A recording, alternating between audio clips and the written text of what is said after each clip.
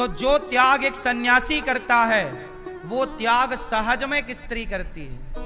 विवाह होता है, जिस दिन विवाह हुआ तुमने मांग भर दी, उस दिन से उसका गोत्र बदल जाएगा। उसने अपना गोत्र छोड़ दिया, स्वयं का नाम छोड़ दिया। अब तुम्हारी माँ को माता मानेगी, तुम्हारे बाप को पिता मानेगी, तुम्हें अपना देवता मानेगी, तुम्हारे भाई को अपना छोटा भाई मानेगी, तुम्हारी बहन को अपनी बहन मानेगी, और अपने पूरे परिवार को केवल आप पति के लिए सबको छोड़कर ससुराल आ जाएगी, मायके को त्याग कर। और जो स्त्रियां मायके को त्याग पाती हैं, ससुराल को अपना पाती हैं, वही स्त्रियां अपना घर बचा पाती हैं। और जो मायके को जो ससुराल को स्वीकार नहीं कर पाती, जो मायके में घुसी रहती हैं, ऐसी स्त्रियां अपने घर में आग लगा लेती हैं। तो स्त्रियों की भी दो प्रजाति हैं, स्त्रियों की दो प्रजातियां हैं। एक प्रजाति वो है जो विवाह के बाद पूरा समर्पण पति में कर देती हैं और ससुराल के रिश्तों को स्वीकार कर लेती हैं, और दूसरी प्रजाति की होती हैं जो विवाह के बाद भी ससुराल के किसी संबंध को स्वीकार ना करके और मायके की तरफ घुसी रहती हैं, वो अपना नाश कर लेती हैं। दो प्रजाति की स्त्रियां होती हैं। जो विवाह के बाद भी अपने माँ बाप से अटैच रह जाती है, ज्यादा जरूरत से ज्यादा, वो अपना घर तहस नहस कर लेती है। एक सीता है कि विवाह के बाद आपने कहीं सुना कि सीता मैया विवाह के बाद मायके गईं? जब राम ने सीता मैया को वनवास भेजा तब तो वो गर्भवती थी। जब सीता मैया का वनवास हुआ तब सीता मैया कैसी थी? बोलो, गर्भवती थी। पति ने छोड़ दिया।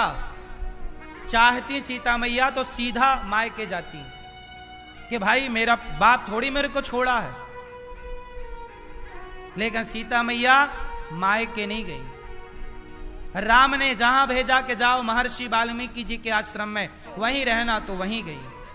पति की आज्ञा का पालन तब भी किया जब पति ने अपने से दूर कर दिया। दूर क्यों किया वो भी मैं कथा में विस्तार से बता चुका हूं कि समाज के दबाव के कारण। चूंकि राम राजा हैं और राजा का धर्म होता है कि वो प्रजा की बात सुने, ना कि परिवार की। यदि राजा परिवार की बात सुनने लग जाएगा तो आप खुद कह दोगे कि ये राजा गलत है, जो परिवार की सुनता है। इसलिए राम परिवार को, यदि प्रजा खुश है, प्रजा की खुशी के लिए अपने परिवार का, अपनी पत्नी का परित्याग कर दिया। राम परित्याग क्यों किए? राम को सीता माँ से बहुत प्रेम था और राम को कोई डाउट नहीं था सीता माँ पर। डाउट होता तो जिस दिन रावण के घर से आई थी उसी दिन छोड़ देते। इतने दिन साथ में रखा क्यों? फिर गर्भवती हुई। इसका मतलब राम को संदेह सीता पर नहीं था, संदेह समाज को हुआ। तो समाज की बात रखने के लिए सीता मैया को वनवास जाना पड़ा। सीता मां मायके नहीं गईं। कहां गईं? वनवास। तो कुल मिलाकर स्त्रियां दो प्रजाति की होती हैं। एक वो है जो विवाह के बाद अपने पति को सर्वस्व मान लेती हैं। ऐसी नारियां सर्वत्र पूज्य हैं। जो नारी अपने पति को परमेश्वर मानती है, सादर सास ससुर पद पूजा, जो अपनी सास को माता, ससुर को पिता, देवर को भाई और पति की बहन को, ननद को बहन मान ले, वो नारी सर्वत्र पूज्य है। ऐसी नारी का सम्मान किया करो। देवता भी ऐसी नारियों को प्रणाम करते हैं जो पतिव्रता है। ऐसी पतिव्रता नारियों से यमराज थर थर थर थर थर थर कांपते रहते हैं। ये वही नारी है जो यमराज के पास से अपने पति को वापस ले आती है। अनुसुईया जैसी नारियां जो पातिव्रत धर्म का ऐसा आचरण करती हैं कि ब्रह्मा विष्णु महेश उनके गोद में बच्चा बने खेल रहे हैं। बोलो हां, किसके बल पर? पातिव्रत धर्म। तो नारी की इज्जत इसलिए किया करो कि एक नारी है जो तुम्हारे पास केवल तुम्हारे लिए सर्वस्व अपना नाम गोत्र छोड़कर आई। वो मांग भरती है तो माथा उसका, मांग तुम्हारे नाम की, हाथ उसका, मेहंदी पति के नाम की, पांव उसका माहौर पति के नाम का, अरे पेट उसका बच्चा तुम्हारे नाम का पैदा करती है। इसलिए नारी का सम्मान करना हर पुरुष का कर्तव्य है और धर्म है। इसलिए नारी की इज्जत करो, क्योंकि वो तुम्हारे लिए सब कुछ छोड़कर आई है। तुम्हें अपना स्वीकार, तुम्हें अपना मानती है, तुम्हारे लिए ही वो हंसती है, तुम्हारे लिए रोती है, मंदिर जाती है। तो भारत की नारी ही है जो भगवान से कहती, प्रभु मैं पहले मर जाऊं, मैं जब मरूं तो सुहागन मरूं। इसका तात्पर्य तो यही हुआ कि मेरी उम्र मेरे पति की उम्र से कम हो। सोचिए कौन चाहेगा कि मैं कम जीऊं, लेकिन पत्नी चाहती है कि मैं पति से कम ही जीऊं। पति से ज्यादा जीना कोई स्त्री भारत सनातनी नहीं चाहती। हाँ या ना? मतलब नारी का त्याग देखिए कि वो उम्र भी मांगती है तो पति से कम मांगती है कि मेरे पति की उम्र ज्यादा हो और मेरी उम्र उनसे कम हो, ताकि मैं सुहागन मरूं, ताकि मैं, बोलो, जो तुम्हारे लिए अपनी उम्र भी कम करती है, ऐसी नारी का तुम सम्मान नहीं करते, बताओ। तो नारी की इज्जत इसलिए करनी चाहिए क्योंकि वो किसी सन्यासी से कम नहीं होती, किसी साधु किसी संत से कम नहीं होती। नारी अपने आप में यदि सदाचारिणी है, देखो नारियां दो तरह की होती है, प्रजाति मैंने बताया ना, नारियां दो तरह की होती है। एक नारियां वो सदाचारी, पति के सिवा कोई नहीं, ऐसी नारियां मिल जाएं तो प्रणाम करना, ऐसी नारियों का आशीर्वाद लेना। हमारे यहां सुहागन नारियों की बड़ी कदर है, बोलो हाँ। नारियां तो कुछ अपने से बिगाड़ ली ना। अब देखो उसने पति को मरवा दिया, पति को मरवा के और दूसरे के संग घूम रही है, ऐसी स्त्रियां ये तो करोड़ों जन्मों तक नाली का कीड़ा बनेंगी। ये क्या, ये पतिव्रता स्त्रियों की क्या बराबरी करेंगी? ये तो ना पतिव्रता नारियों के घर में जो नाली है ना, उस नाली का कीड़ा बनने के लायक भी ये नारियां नहीं है जो अपने पति को धोखा देती हैं। ये तो उन पतिव्रताओं नारियों के घर की नाली का कीड़ा भी बनने के योग्य, ये तो उस नाली का कीड़ा बनेंगी जहां लोग, पापी लोग मलमूत्र करते हैं। जिस नाली में पापियों का मलमूत्र जाता है, ये उस नाली का कीड़ा बनेंगी। नाली के कीड़े भी क्वालिटी होती है, पता आपको? है क्या सही? नाली के कीड़े में भी क्वालिटी होती है, बोलो हाँ। एक नाली वो है, बिहारी जी के नहाने का पानी गुजरता है। बिहारी जी नहाते हैं तो बिहारी जी के स्नान का जल भी तो किसी नाली से गुजर के जाता होगा, यमुना जी में। तो बिहारी जी के भक्त कहते हैं कि प्रभु यदि अगले जन्म में पाप बस कुछ और बनना पड़े तो हमें उस नाली का कीड़ा बना देना, जिस नाली में बिहारी जी के चरणों का चरणामृत गुजरता हो और भक्तों का प्रसाद गुजरता हो, जहां भक्त और भगवान का पूजन का जल और वहां की प्रसादी बची हुई जाती, उस नाली का कीड़ा। तो भगवान के मंदिर की नाली का कीड़ा होना भी सबके बस का नहीं है। क्यों मैया, बात सही है कि गलत है? इसलिए नारी की इज्जत करना सीख लो लाला। नारी आपके लिए बेचारी, एक आज ही मेरे पास एक महिला आई, आज का रोज आती हैं ऐसी महिलाएं, गुरुजी हमारे पति को समझाओ, बहुत दारू पीते हैं, हमारे पति को समझाओ, बहुत नशा करते हैं। अब वो पत्नी रो क्यों रही है? क्योंकि उसे पता है कि ये दारू पिएगा एक दिन मर जाएगा, किसी गंदी नाली में पड़ के नशा कर रहा है, बर्बाद हो जाएगा। तुम बर्बाद ना हो, तुम्हारी सबसे ज्यादा फिक्र किसी को है तो तुम्हारी पत्नी को है। तुम तो दारू पी के पड़े हो गंदी नाली में, पर तुम्हारी पत्नी कितनी समझदार है कि जब तुम नशे में डूबे हो तब तुम्हें लाती है, तुम्हारी सेवा करती है और तुम्हारे बच्चों को पाल पोस कर बड़ा करती है। तुम्हारे शराबियों के भरोसे तुम्हारे बच्चे होते तो कब के तुम्हारे बच्चे मर गए होते, भूख से मर गए होते। बोलो हाँ। शराबियों के बच्चे भूख से मर गए होते यदि शराबियों की पत्नियां बच्चों पर ध्यान ना देती तो। लेकिन ये दुष्ट शराब पीने वाले कहां समझते इन बातों को।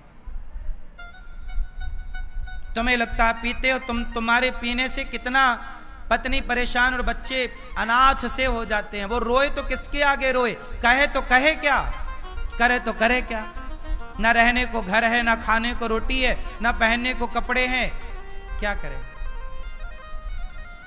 इस संसार में सबसे कष्ट में कोई है तो स्त्री कष्ट में है। वो स्त्री जो स्त्री अपने धर्म पर चल रही है, वरना बहुत सारी तो छोड़ देती हैं। जा तू शराब पी, आज जहर खा के मर जा, हमें क्या, वो दूसरा खसम ले आएंगी, क्या दिक्कत है, क्या मिल नहीं रहे हैं बाजार में दूसरे। तुम जैसे शराबियों के साथ वो, तुम जैसे नालायकों के साथ वो घूम रही है, ये तुम पर उपकार कर रही है वो, वरना तुम तो चार जूता मारे और निकल जाए वो दूसरे के साथ। लेकिन भारत की नारी भारत के मर्यादा के बंधन में बंधी है। ऐसी नारी को प्रणाम कर लो, ऐसी नारी का सम्मान कर लो, इज्जत कर लो, वरना बाद में सिवाय पश्चाताप के कुछ ना रहेगा। क्यों जी, बात सही है। तो नारी की इज्जत क्यों करनी चाहिए ये बता दिया हमने। अब पुरुष की इज्जत क्यों करनी चाहिए ये सुनो ध्यान से। मैया कान से उंगली हटा लो, ध्यान से सुनो। पति की इज्जत क्यों करना चाहिए। पति की इज्जत इसलिए करनी चाहिए क्योंकि पति है तो आपका सिंगार है, पति है तो समाज की दृष्टि आपके लिए साफ है, पति है तो आपके हाथों में मेहंदी है, पति है तो आपके गले में मंगलसूत्र है, पति है तो आपके शरीर में पीली और लाल साड़ी है, रंगीन जीवन है। पति है तो चिंताएं नहीं है कि लाएगा कमाकर और हम सब प्रेम पूर्वक रहेंगे। जिस नारी का पति ना हो उस नारी से पूछो कि पति के बिना जीवन कितना कठिन है। सच्चाई तो यह है कि पत्नी और पति दोनों ही एक दूसरे के पूरक हैं, पर पूरक होने पर भी नारी का त्याग ज्यादा है, पुरुष का त्याग कम है। पत्नी को चाहिए कि अपने पति में परमेश्वर का दर्शन करे, और यदि आप अपने पति का त्याग करती हो, पर पुरुष की तरफ जाती हो, तो आपका लोक परलोक दोनों बिगड़ जाएगा। क्योंकि इतिहास साक्षी है कि समाज में चरित्रवान नारियों का सम्मान हुआ है, चरित्रहीन नारियों का सम्मान नहीं हुआ। इसलिए चरित्रवान नारियां बनो। सीता का सम्मान है, अनुसुईया का सम्मान है, सूपनखा का सम्मान नहीं है। बोलो हाँ। सूपनखा जैसी नारियां समाज में, सभ्य समाज में सम्मान नहीं पाती। सीता और अनुसुईया और सावित्री जैसी नारियां सम्मान पाती हैं। इसलिए अब आप अपने को देखिए कि आप किस कैटेगरी में अपने को रखना चाहती हैं, किस लाइन में अपने को सजाना चाहती हैं, पतिव्रताओं में या सूपनखाओं में। आजकल की कुछ नारियां सूपनखा बन रही हैं। फैशन हो गया है 4-4 बॉयफ्रेंड बनाने का। ये सब चरित्रहीनता बहुत हानि पहुंचाएगी समाज को। इसलिए पुरुष नारी को चाहिए कि वो अपने पति में स्थित रहे और पति का सम्मान करे, क्योंकि आपको पुरुष तो चाहिए ही। पुरुष को स्त्री चाहिए और स्त्री को कोई ना कोई पुरुष चाहिए ही चाहिए। चलो आप कहती हो मैं इस आदमी के संग नहीं रहूंगी, इसको तलाक दूं, चलो तलाक दे दो, तो दूसरे के संग तो रहोगी। दूसरा पसंद नहीं तो तीसरा, मतलब चाहिए तो तुम्हें पुरुष ही, तो 3-4 बदलने से बढ़िया है जो एक दिया परमात्मा ने पति के रूप में, उसी को निभाया जाए, उसी के संग रहा जाए। वो गलत है तो उसी को ठीक किया जाए, क्योंकि एक से दूसरे में जाना, दूसरे से तीसरे में जाना, आप अपना चरित्र ही बिगाड़ेंगी और कुछ ना होगा। इसलिए नारी को इसलिए सम्मान करना चाहिए पुरुष का, क्योंकि पुरुष पति किसे कहते हैं? जो आपको पतित होने से बचाए। इसलिए एक दूसरे की इज्जत करो। पत्नी चाहे पति का सम्मान करे, पति पत्नी का सम्मान करे। मैं कितना भी आपको समझाऊं, लेकिन पलड़ा भारी किसका है? बोलो, किसका पलड़ा भारी है? जोर से, जोर से। पत्नी का। ज्यादा त्याग पत्नी के अंदर है, पुरुष के अंदर नहीं। ज्यादा सहनशीलता स्त्री के अंदर है, पुरुष के अंदर नहीं। कुल मिला के आपकी पत्नी आपका सम्मान करती है, आपके माँ बाप को स्वीकार करती है, तो ऐसी पत्नी की तो आप आरती उतारें तो कम है। जो आपके बाप को स्वीकार करती हो पिता के रूप में, जो आपकी माँ को स्वीकार करती हो माँ के रूप में, जो आपके परिवार को स्वीकार करती हो अपने माँ बाप के रूप में, जो आपके घर को लेकर चलती हो भाई के साथ, आपके भाई के साथ वो भाई की तरह, छोटे भाई की तरह व्यवहार करे, ऐसी नारी की आप सवेरे शाम आरती उतारो तो भी आप उस नारी का ऋण नहीं चुका पाओगे। बात सही है कि गलत है? वरना आजकल तो आती है 4 दिन बाद तलाक।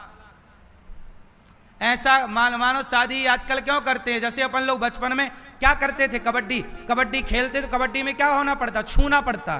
कबड्डी कबड्डी कबड्डी कबड्डी कबड्डी, छू के आ गए। ऐसे ही आज की कुछ स्त्रियां गई, कबड्डी कबड्डी करके छू के पति को आ गई, चलो तलाक दो।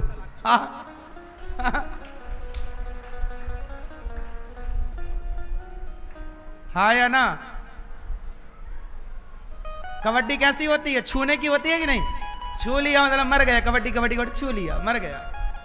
जिसको छुआ वो मर गया। क्यों जी? बचपन में कबड्डी खेले कि नहीं? कबड्डी में क्या होता है? जिसको छू लिया वो मर जाता है। फिर जब दूसरा हमारे अपनी पार्टी का कोई मरेगा तब वो जिंदा होता है। तो अपने भारत के खेल भी ऐसे मर जाता फिर जिंदा हो जाता है। बोलो हाँ। कबड्डी ऐसी आज की महिलाएं कबड्डी खेल रही हैं। कुछ महिलाएं, एक पत्नी बोली 4 शादी के चौथे दिन तलाक देने का कोर्ट में केस कर दिया। लोगों ने पूछा क्यों तलाक क्यों दे रही हो? 4 दिन हुए शादी के, 4 दिन मेहंदी नहीं छूटी दोनों की। बोले कोर्ट चाहिए केस, वो तलाक। क्यों? बोले मेरा पति बहुत सीधा है, बहुत सीधा पति था तो उसने अपने पति को तलाक दे दिया। बहुत सीधा था। अब बहुत सीधा नहीं चाहिए, बहुत टेढ़ा नहीं चाहिए, तो कैसा चाहिए भाग्यवान? तो कुल मिलाकर के रिश्तों में बहुत गंभीरता चाहिए। क्या चाहिए रिश्तों में? मजाक ना हो, रिश्तों को मजाक ना समझा जाए, रिश्तों को रिश्ते की तरह रखा जाए और प्रेम पूर्वक जीवन को निभाया जाए।